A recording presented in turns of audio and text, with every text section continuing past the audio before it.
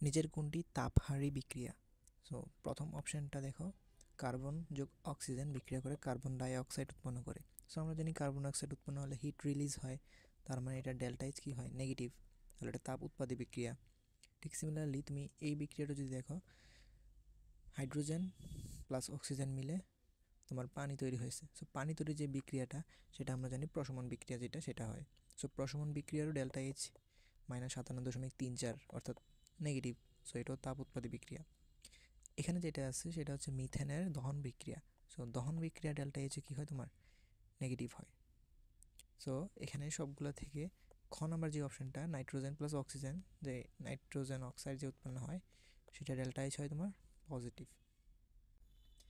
ফলে খ নাম্বার হবে আমাদের এখানে অ্যান্সার। বাংলাদেশের পানীয় জলে আর্সেনিকের গ্রহণযোগ্য মাত্রা কত? সো এই জিনিসটা মনে রাখতে হবে আমাদের, 0.05 ppm।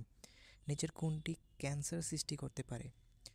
ইথানোয়িক অ্যাসিড, তারপর ফর্মালডিহাইড, তারপর আমাদের দুইটা অ্যালকোহল পার্ট আছে। সো ফর্মালডিহাইড আমাদের ক্যান্সার সৃষ্টিতে দায়ী। নিচের কোনটি প্রধান গ্রিনহাউস গ্যাস? সো প্রধান গ্রিনহাউস গ্যাস নাম দেখে বুঝতে পারতেছি, কার্বন ডাইঅক্সাইড হচ্ছে প্রধান গ্রিনহাউস গ্যাস।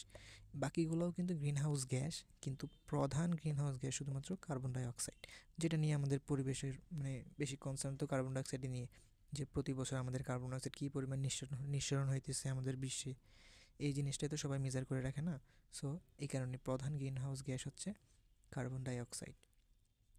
35 ডিগ্রি সেলসিয়াস তাপমাত্রায় পানিতে অক্সিজেনের দ্রাব্যতা 2.3 × 10⁴ মোলার হলে ppm এককে তা কত?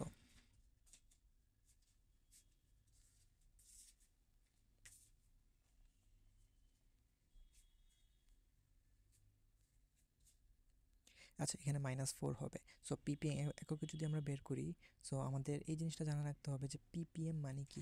ppm হচ্ছে তোমার মিলিগ্রাম পার লিটার, বাট আমাদের যে ইউনিটটা এখানে দেওয়া আছে মোলার, সেটা হচ্ছে তোমার মোল পার লিটার।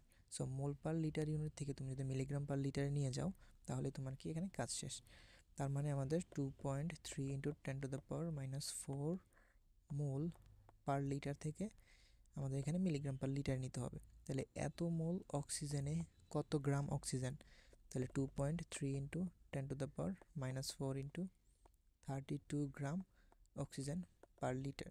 সো এই জিনিসটা যদি মিলিগ্রাম নিতে চাও, কি করতে হবে, আবার 1000 দিয়ে গুণ দিতে হবে। সো 1000 দিয়ে গুণ দিলে এখানে 10⁻⁻1ই থাকবে এখানে, অর্থাৎ তখন 2.3 সাথে তোমার 3.2 এর তোমার গুণ হবে, এবং সেটা হবে কি মিলিগ্রাম পার লিটার। সো এই দুটা যদি তুমি গুণ করো, তোমার অ্যান্সার হবে 7.36। এই দুটার গুণফল ইজিলি হ্যান্ড ক্যালকুলেশনের মাধ্যমে করা যায়। সো এটা হচ্ছে আমাদের অ্যান্সার। তারপর ডাউ প্রণালীতে কোনটি তৈরি হয়? সো আমরা জানি ডাউ প্রণালী হচ্ছে ফেনল প্রস্তুতির একটি প্রসেস, বা ফেনল তৈরি করা হয় যে প্রসেসটা, সেটাকে বলা হয় ডাউ পদ্ধতি। নিচের কোনটির কারণে পচা মাছে দুর্গন্ধ হয়? সো পচা মাছে যে অ্যামিন থাকে, মাছের যে শরীরে যে ম্যাটেরিয়ালগুলোর মধ্যে এই যে অ্যামিন যেই কম্পাউন্ডটা থাকে, সেই অ্যামিন যখন তোমার কার্বিল অ্যামিন যখন বিক্রিয়া করে, তখন এই জিনিসটা দুর্গন্ধ রূপে ছড়াই থাকে। সো কোনটার কারণে পচা মাছের দুর্গন্ধ তৈরি হয়? পচা মাছের যে অ্যামিনটা থাকে, সেটার কারণেই তোমার দুর্গন্ধটা সৃষ্টি হয়। অস্ত্রের ইমেজিং কাজে ব্যবহৃত বেরিয়াম সালফেট মিশ্রণ কোনটি? অর্থাৎ বেরিয়াম সালফেটের যে মিশ্রণ তৈরি হয় অস্ত্রের ইমেজিংয়ের কাজে, সেই সালফেটের যে মিশ্রণটা, সেটার প্রকৃতি কেমন? এটা কি কলয়েড, সাসপেনশন, অধক্ষেপ না কোয়াগুল্যান্ট? সো এটাও তোমার জ্ঞানমূলক কোয়েশ্চেন, এটা এক ধরনের সাসপেনশন টাইপের। বর্জ্য রিসাইক্লিংয়ের বর্জ্য রিসাইক্লিংয়ের মূল সুফল কী? সো মেইন মোটিভ কি বর্জ্য রিসাইক্লিংয়ের?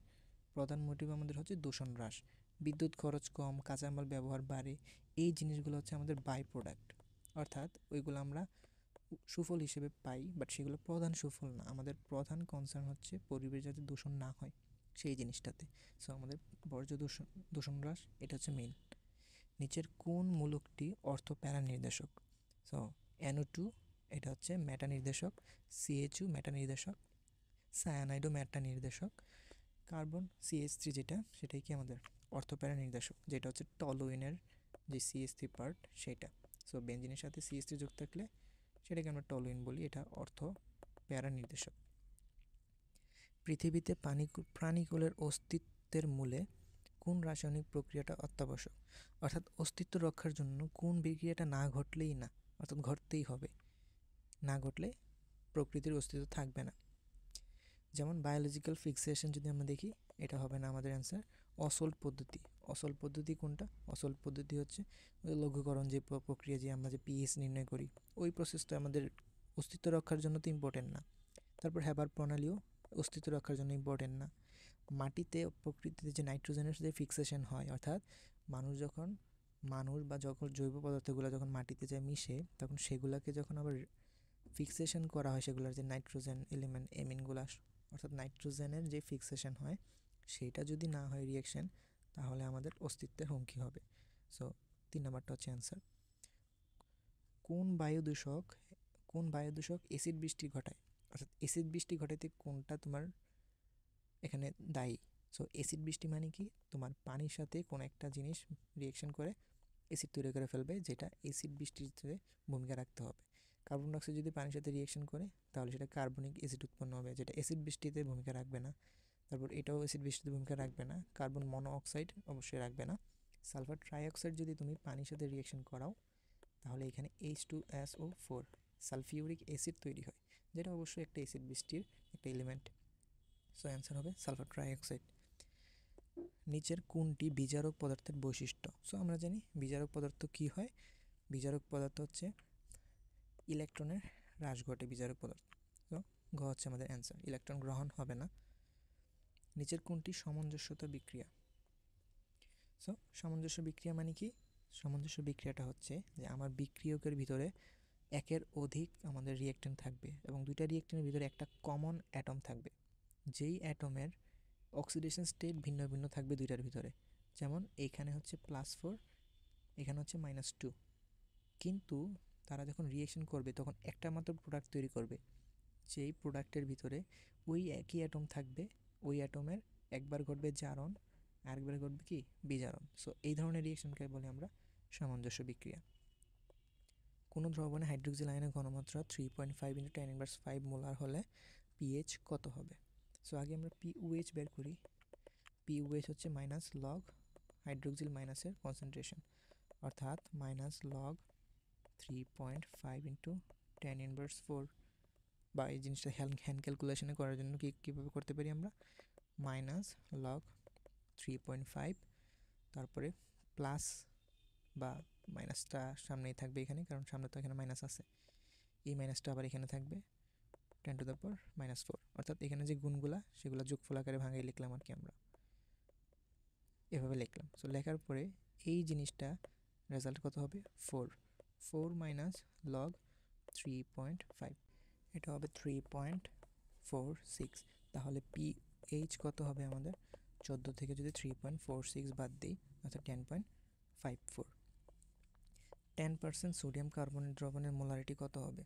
সো আমরা জানি মোলারিটির ইকুয়েশন যখন পার্সেন্টেজে দেওয়া থাকে 10x/M, যেখানে 10 × 10 / M 106, তার মানে 100/106 যদি তুমি এখানে করো, 2 দিয়ে যদি কাটাকাটি করো, উপর হবে 50 আর নিচে হবে কত হবে? 53। সো 50/53, এই জিনিসটাকে যদি তোমরা হ্যান্ড ক্যালকুলেশনের মাধ্যমে ভাগ করো, 0.94 হবে অ্যান্সার, যার মধ্যে দুইটা অ্যান্সার তুমি অপশন থেকে বাদ দিতে পারো, কারণ এই ভ্যালুটা অবশ্যই একের চেয়ে ছোটো হবে।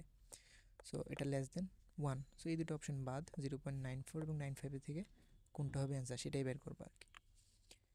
দুধের পিএইচ নিয়ন্ত্রণে কোনটি ইউজ হয়? Sodium carbonate, sodium bicarbonate. কোনটি প্রাইমারি স্ট্যান্ডার্ড পদার্থ? আমরা জানি সোডিয়াম কার্বনেট, তারপরে হচ্ছে অক্সালিক অ্যাসিডের গ্যালাসিত ফর্মটা, তারপরে পটাশিয়াম ডাইক্রোমেট, এগুলো হচ্ছে প্রাইমারি স্ট্যান্ডার্ড পদার্থ।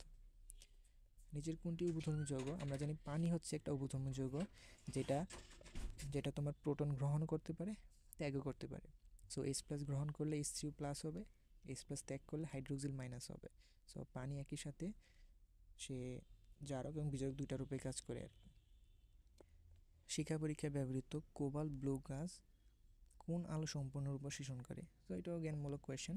সোনালি হলুদ, আমাদের মনে রাখতে হবে এটা। কোন ধাতুর আধিক্যে হিমোগ্লোবিনের উৎপাদনে বাধাপ্রাপ্ত হয়? So chromium. কোন বর্ণটি পরিবেশ দূষণের প্রতীক, অর্থাৎ কোনটাকে দিয়ে পরিবেশ দূষণ আমরা বোঝাই জিনিসটা, এন থাকলে জিনিসটাকে পরিবেশ দূষণের প্রতীক আকারে আমরা রিপ্রেজেন্ট করে থাকি। ডেটলের মূল উপাদান কি? ডেটলের মূল উপাদান হচ্ছে ক্লোরোজাইলিন। সোডিয়াম ক্লোরাইড এর বৈশিষ্ট্য কি? সোডিয়াম ক্লোরাইড দ্রবণের বৈশিষ্ট্য কি? সোডিয়াম ক্লোরাইডের দ্রবণ সেটা হচ্ছে সম্পূর্ণ দ্রবণীয় একটা দ্রবণ। তো সম্পূর্ণ দ্রবণীয় যেহেতু দ্রবণ হয়ে গেছে, তাহলে এখানে তো কলয়েড বা সাসপেনশন টাইপের কিছু তো তৈরি হবে না। তাহলে কলয়েড সাসপেনশনের যে বৈশিষ্ট্যগুলো, যেমন ব্রাউনীয় গতি, টিনঢাল প্রভাব, এগুলো তো অবশ্যই হবে না, কারণ এটা তো সম্পূর্ণ দ্রবণীয়। সোডিয়াম ক্লোরাইড সম্পূর্ণ দ্রবণীয়। তাহলে কণাগুলো দৃশ্যমান অথবা মিশ্রণের স্থিতি সুস্থিত, এটা একটাতে হবে। সো আমরা তো জানি সোডিয়াম ক্লোরাইড অর্থাৎ লবণ যখন আমরা পানির সাথে মিশাই, তখন লবণের কণাগুলো আমরা দেখি না। সো কণাগুলো দৃশ্যমান নয় খালি চোখে। সো অবশ্যই অ্যান্সার হবে কি? মিশ্রণের স্থিতি সুস্থিত। অর্থাৎ যে সলিউশনটা তৈরি হয়েছে সেই সলিউশনটা কি একটা স্টেবল সলিউশন, এবং আমরা সেটা তো জানি অটোমেটিক কিন্তু সেটা নিজে নিজে ক্রিস্টাল হয়ে যাবে না।